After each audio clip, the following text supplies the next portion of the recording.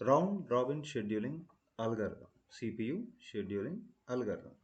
See, until now we have discussed the scheduling algorithms like FCFS, SJF, and priority scheduling, that is non-preemptive priority scheduling. These three are non-preemptive. That means once a process enters into CPU, until and unless its final instructions is executed, it will not come out of the CPU. That is the condition that we have applied. But this particular round robin is simply called as FCFS with time quanta. So it's a preemptive scheduling algorithm. What is mean by that?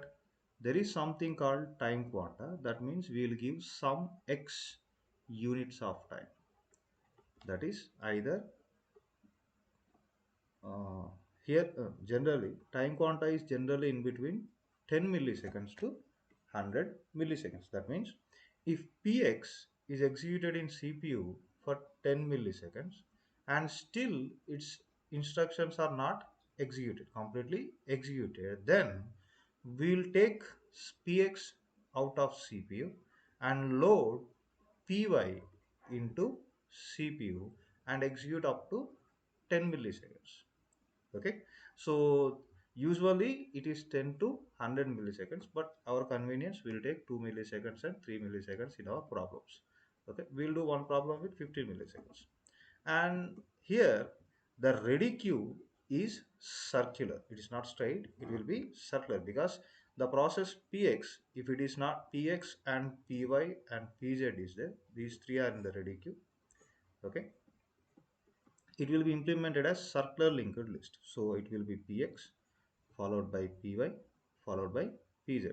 If px executed for 10 milliseconds and still its execution is not completed, then this will be removed from CPU and add at the end of the queue, that is py, pz, px. If py is also executed for 10 milliseconds and still its execution is not completed, then py will be added at the end of queue, that is px. Now the order will be pz, px and py. Every time the processor, the pointer that points to head, that is head, will be loaded into CPU. If its execution is completed, it is removed from ready queue. If its execution is not completed, that process will be added at the end of ready queue. Okay, right? So there are two conditions we need to note. That is, if time quanta greater than burst time, then the process is removed from the ready queue. That is, see, if you take time quanta equal to 15, but the process burst time is 10. Okay, then what will happen? It will execute up to 10 milliseconds. Then it will be removed out of your ready queue. Okay, that means it will be removed out of CPU and it will also removed out of ready queue. Okay, next, time quanta is less than burst time. That is, if process P1 is having 30 milliseconds of time, and if you take time quanta equal to 15, then what will happen? This particular P1 will execute for 15 milliseconds of time and it will again come for execution of CPU after some time. Okay, so this is two scenarios we need to note. First one, time quanta greater than burst time, and time quanta less than burst time. Okay, now let's see a problem. So the problem consisting of, there are five processes P1 to P5. So this all are arrived at the same time. The estimated running times are 10, 2, 6, 8, 4. This one. Okay.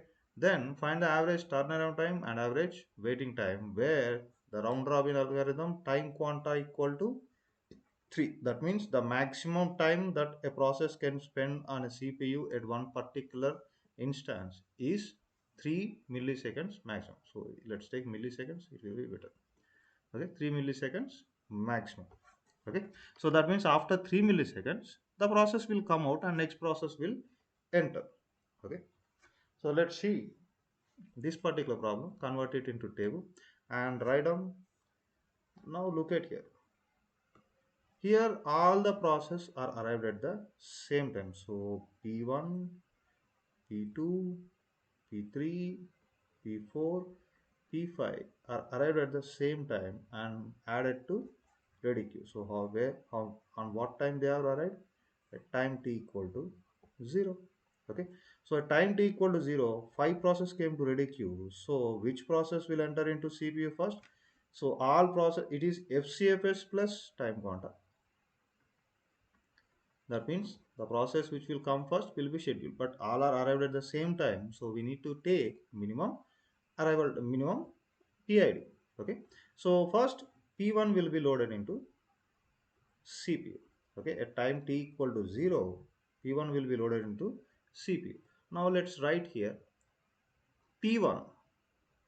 Up to how much time it will execute? Only 3 seconds. So how much time left? 7 milliseconds left. So it will execute up to 3. Then after that, P2, is P1 execution completed? No. So then it will be added at the end of ready queue. Okay. So now next process will be loaded is P2 and its burst time equal to 2. What is the time quanta? 3. So its burst time equal to 2. So it will execute up to 2 seconds. 3 plus 2, 5. And its execution is completed. Okay. There is no need to add it to end of the ready queue. Then next process will be P3. And P3, it is 6 greater than 3. So it will execute up to 3. So 5 plus 3, 8. Then P3 will be added at the end of ready queue. The next process will be P4. Its burst time equal to 8. So it will execute up to 3 seconds. So 8 plus 3 is 11. Then it will come out and add at the end of ready queue. Okay. Then the next process will be P5. Its burst time equal to 4. Again it will execute for 3. So 11 plus 3, 14. Now P5 will also come to end of the ready queue. Now for the first pass, only P2 has completed. P1, P3, P4, P5 are coming to second pass. In the second pass, P1 will come and execute up to 3 seconds. Again 4 milliseconds of time will be left. So 14 plus 3, 17. You add P1 at the end of ready queue. Now look at here. Next process will be loaded is P3 and its time equal to 3. So it will execute up to 3. So 17 plus 3, 20. So P3 execution is completed. No need to add at the end of the ready queue. The next process will be P4. It will execute up to 3. Remaining time equal to 2. So it will be 23. Then P4 is added to end of the ready queue. Now next process is P5. P5 will be executed for 1 second of time, millisecond of time. It will be 24. Then P5 execution completed. Then again P1, 4 and 1 left. So it will execute up to 27 and it will be added at the end of the ready queue. Then finally it will be P4. It is also 0. So P4 will be executed up to 29. Then finally P4 completed. There is P1 is the only process left, that is 1. So it will be 30. Okay. Now write the completion times of each process. So let's come from this one, not coming from this one. Let's come from this one so that you will find the first process P1 here. P1 completion time 30. Now search for P2. P2 is here. Its completion time equal to 5. Similarly search for P3. First occurrence will be coming here. P3 equal to 20. Then followed by P4 29. Then followed by P5 24.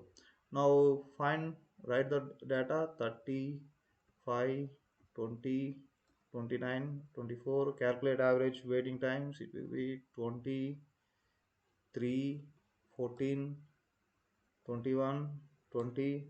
So you will get 108 by 5 and this one 78 by 5.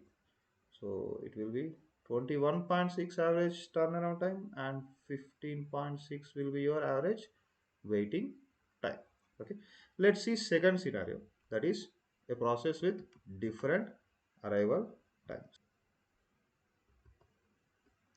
Now let's see one more problem with a process with different arrival times and its time quanta equal to 15.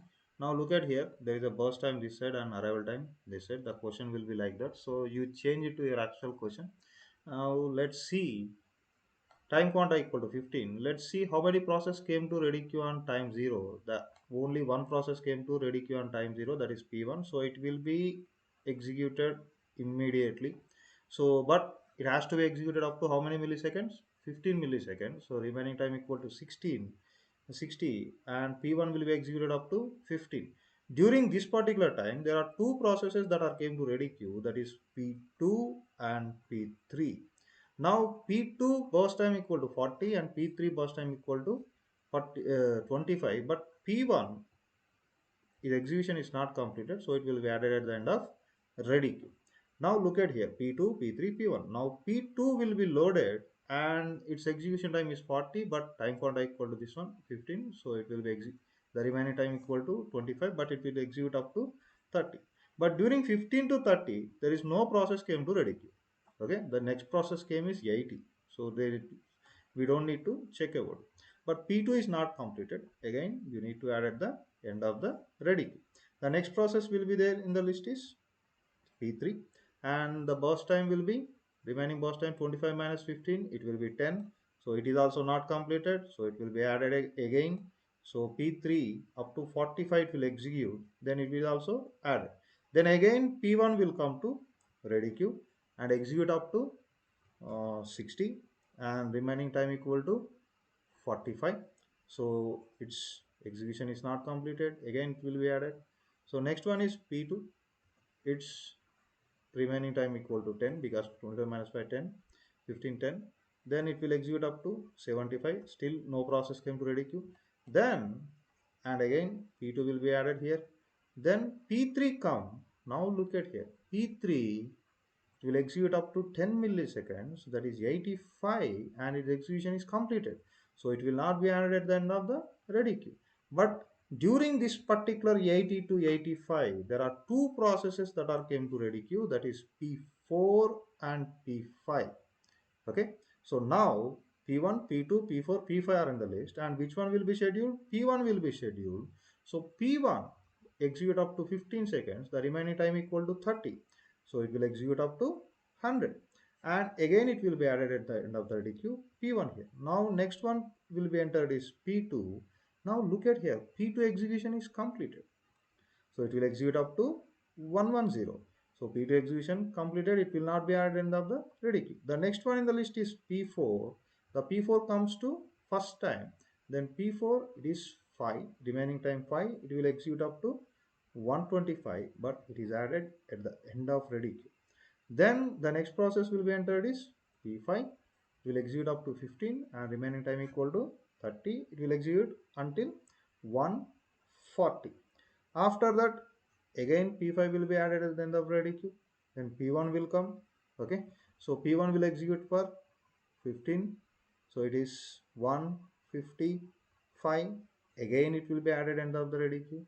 Then P4 will be executed only 5 milliseconds, that is 160, and remaining time 0. So P4 no need to add. Then P5 comes, it will execute up to 15, then it will be 175. Then P1 will come, P5 will go and add at the end of the ready queue. Then P1 will come, P1 it finishes its execution and at the time 190, then it also completes its execution. So finally there is only one process left, P5, that is 205. Now write all the completion times, turnaround times and waiting times. We will find average waiting time and average turnaround time. After writing all these values, that is P5, the completion time equal to 205, P4 completion to 160, 85, 110 and 190. You can calculate turnaround times and waiting times, and you perform divided by 5, sum divided by 5, you will get 113, and this one average waiting time will be 73. Average turnaround time 113, average waiting time will be 73.